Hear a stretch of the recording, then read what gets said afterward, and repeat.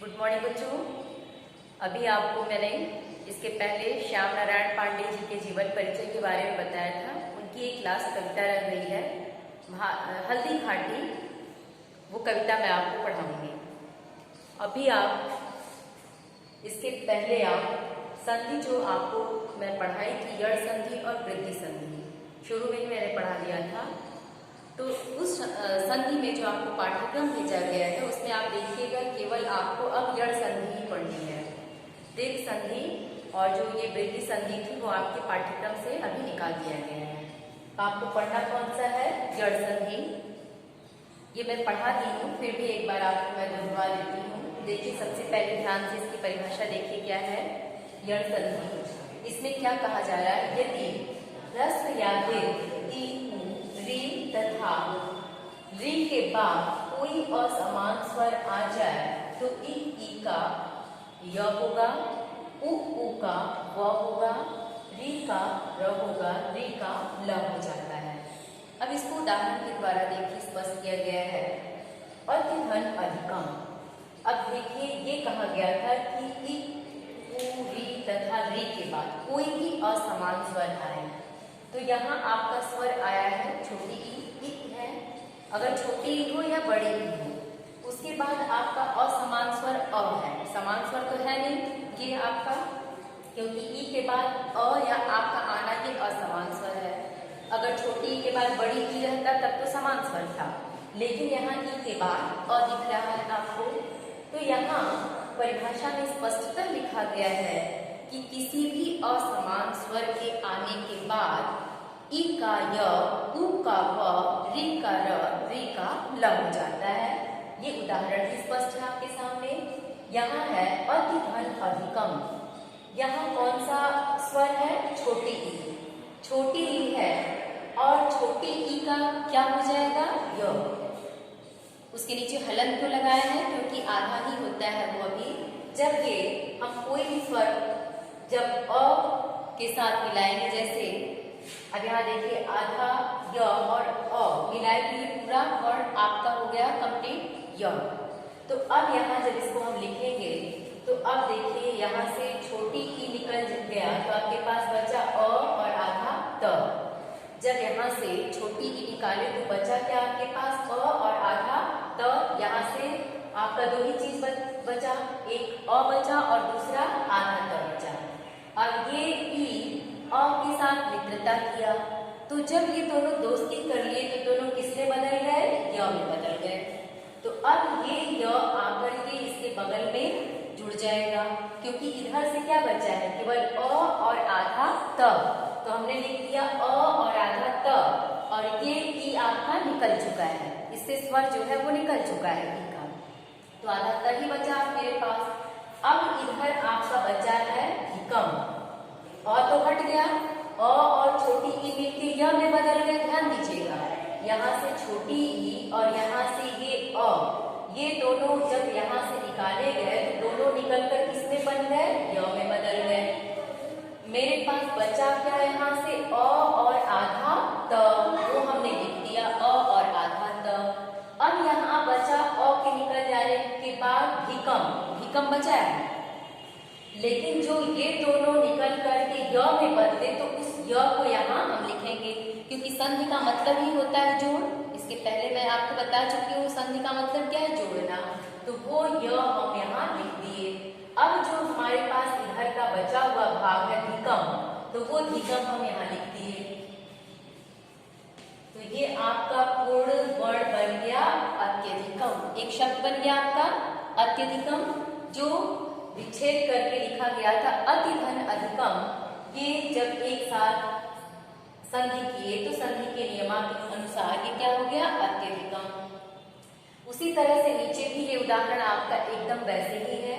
यहाँ लिखा यदि धन अपि। यहाँ कौन सा स्वर है बच्चों? देखिए ध्यान से, यहाँ भी छोटी ई की ही मात्रा है जो हमने यहाँ लिखा है। अब ये छोटी ई होने के कारण यहाँ असमान स्वर क्या आया है? अ आया है। छोटी ई के बाद असमान स्वर क्या है? अ है। तो ई का हम बार बार बता रहे हैं कि ई हो चाहे छोटी ई हो चाहे बड़ी ई हो, दोनों के बाद यदि असमान स्वर आते हैं तो उनका य हो जाता है। क्या हो जाएगा? य। तो यहाँ भी असमान स्वर है, इसलिए यहाँ य हो गया। अब ये य ध्वन अ करेंगे तो ये पूरा य हो जाएगा, क्योंकि इस आधा य में जब अ स्वर जुड़ेगा तो ये पूरा य हो गया। अब यहाँ से आपके पास बचा क्या? य आधा द, क्योंकि छोटी ई की मात्रा निकल चुकी है, ई स्वर आपका निकल गया तो क्या बचा? आधा द। अब यहाँ से क्या बचा? केवल पी बचा। लेकिन ये छोटी ई और ये अ मिलकर के किसमें बदल गए? य में। ध्यान दीजिए, छोटी ई और अ निकले तो आपस में मिलकर किसमें बदले? य में। तो यहाँ बचा क्या है? य और आधा द। हमने लिख दिया य और आधा द। अब ये छोटी ई और ये अ स्वर मिले तो क्या बना? य। तो अब वो य यहाँ हम लिख देंगे। अब इधर से आपका बचा है छोटी ई की मात्रा के साथ प यानी पी, तो वो पी लिख दिए इधर। क्या बन गया? यद्यपि। ये क्या हो गया बच्चों? यद्यपि।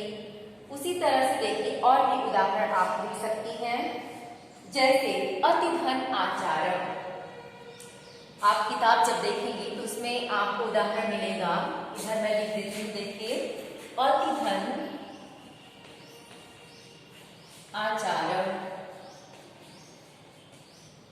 अब देखिए यहाँ छोटी ई है, छोटी ई और आ, तो ई का क्या हो गया? या। तो यहाँ क्या हो गया आपका?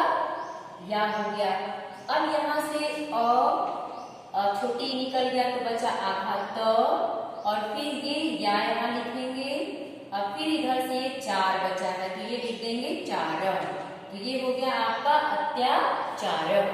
ऐसे ही और किताब में आप उदाहरण देखिएगा, अगर आप इसी के अनुसार समझेंगी तो आपको समझ में आ जाएगा। दूसरा देखिए लिखा है सुधन आगतम। अब यहाँ ऊपर लिखा हुआ है कि ई का य, उ का व। चाहे छोटी, यहाँ ये भी लिखा है कि रस्व या दीर्घ, माने छोटा या बड़ा, तो चाहे छोटी ई हो चाहे बड़ी ई हो, दोनों ही परिस्थिति में ई का क्या होगा? य होगा। उ या उ हो तो दोनों ही परिस्थिति में उ का क्या होगा? व होगा। अब यहाँ है सुधन आगतम, छोटा उ है तो छोटा उ का क्या हो जाएगा? व।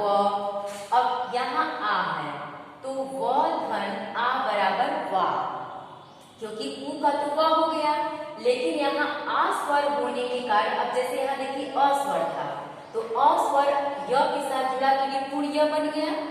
वैसे ही यहाँ सु के बाद उ के बाद आधा व आया, लेकिन यहाँ वा स्वर होने के कारण यह व का वा हो जाएगा। तो यहाँ से जब छोटा उ निकल गया तो बचा क्या? आधा स यहाँ से बचा। अब ये उ और ये आ मिले तो क्या बन गए? वा। क्यों वा बन गए? ध्यान दीजिए, क्योंकि यहाँ लिखा है ना कि उ का क्या बन जाएगा? देखिए उ का व, देखिए उ का व। तो अब यहाँ देखिए उ का यहाँ व हो गया और यहाँ आ स्वर है, तो ये वा स्वर, आ स्वर आधा व पे लगा तो यहाँ क्या हो गया? वा। तो यहाँ से उ निकला तो आधा स, फिर हो गया वा ग तम, क्या हो गया? स्वागतम। फिर ऐसे ही देखिए अनुधन एसड़म। आपका दूसरा उदाहरण है अनुधन एसड़म। ये भी आपका असमान स्वर ही है, ए हो, अ हो, ओ हो, तो असमान स्वर है। यहाँ भी आपका छोटा उ है। अनुधन एसड़म, छोटा उ, तो छोटा उ का क्या हो गया? व धन ए, क्योंकि यहाँ का अंतिम, इसका अंतिम स्वर उ है, इसका पहला स्वर ए है, तो इसका अंतिम स्वर उ और ए, उ का तो पहले व होगा, और व जब ए के साथ दोस्ती करेगा तो जो स्वर होगा वही व के ऊपर लग जाएगा। तो ये हो गया वे। देखिए यहाँ इसके ऊपर क्या था? उ। यहाँ छोटा उ के बाद आ स्वर था, तो छोटा उ का व बना, लेकिन व के बाद आ होने के चलते वही व आपका व हो गया। अब यहाँ देखिए, ध्यान दीजिए, यहाँ भी छोटा उ है, छोटा उ के बाद ए स्वर है, तो उ का तो व बना, लेकिन व क्या बन गया, वे बन गया। तो अब इसको जब हम एक साथ लिखेंगे तो ये ऊ निकल जाने के बाद आधा न बचा, आधा न, ये और ये मिलके वे में बदल गए, तो ये हो गया अनवे। अभी इधर से बचा है सड़म, तो सड़म लिख देंगे, तो ये हो गया अन्वेषणम। इसको जब एक साथ करेंगे तो ये हो गया अन्वेषणम। अब देखिए दूसरा उदाहरण, मातृधन आज्ञा। अब यहाँ क्या कह रहा है कि री का क्या हो जाएगा, र, री का र हो जाएगा। तो अब री का जब र होगा तो री का र कर दिया, और यहाँ आ स्वर है, यहाँ क्या स्वर है, आ। तो अब र के साथ जब आ स्वर जोड़ेंगे तो रा हो जाएगा। तो जब रा होगा तो माँ त्र, यहाँ जब री निकाल दिए तो आधा त बचा, तो ये त्र में ये आ स्वर लगा देंगे, तो यहाँ माँ तो है ही, माँ त्रा, क्योंकि ये आधा त में ये र लगा देंगे तो त्रा हो गया, और यहाँ से ज्ञा बचा है, तो ये हो गया आपका मात्रा ज्ञा। अब एक उदाहरण और आपका है ऋघन आकृति। देखिए ऋघन आकृति। अब यहाँ आपका री है, री का आधा ल होगा। अब आधा ल के बाद यहाँ ये आधा ल धन आ, तो ये हो जाएगा ला। जो आपका री धन आकृति लिखा है बच्चों ध्यान दीजिए, तो यहाँ री का आधा ल हुआ। अब आधा ल के बाद इसका पहला स्वर आ है, तो ये आ आधा ल पे जब लगा तो ये हो गया ला। ला के बाद आपका कृति बचा है, तो कृति हम इसके साथ जोड़ देंगे, तो ये हो गया ला कृति। अब मैं समझती हूँ कि आप पूरी संधि, जड़ संधि से आपको पढ़ना है। ये 3 नंबर का प्रश्न आपको आएगा बच्चों, और हर परीक्षा में आएगा। जो भी टेस्ट आपका होगा, आप या DN1 जो भी होगा, उसमें ये 3 नंबर के प्रश्न जरूर पूछे जाएंगे। तो पाठ्यक्रम में तो आपकी यही है, लेकिन जो इसके पहले मैंने आपको पढ़ाया है वो भी आपको 11th में काम आएगा। ऐसा नहीं कि ये काम आने वाली चीज नहीं है व्याकरण की, तो इसको अनदेखा कर दें, तो ऐसा आप नहीं करिएगा।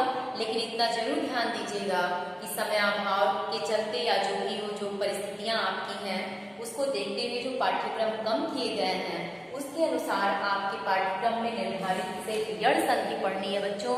तो ये जो परिभाषा उदाहरण के साथ आपको बताए गए हैं, ऐसे ही एक आध उदाहरण और किताब से आप देख लीजिएगा, आपको निश्चित रूप से समझ में आ जाएगा। अगर ध्यान से सुनेंगे तब, ध्यान नहीं देंगे तो कोई भी चीज समझ में नहीं आएगा। एक बार अगर ना समझ में आए तो बार बार परिभाषा को, बार बार उदाहरण को आप देखिए, बार बार अभ्यास करने से वो आपको निश्चित रूप से समझ में आ जाएगा। थैंक यू बच्चों, आज यही दोहराव कार्य कराई हूँ आपका। और इसके बाद जो हल्दी घाटी का युद्ध वो कविता है, अगर हो सका तो मैं इसकी वीडियो भी भेज दूंगी बाद में आपको। फिलहाल आज आपको रिवीजन के लिए यही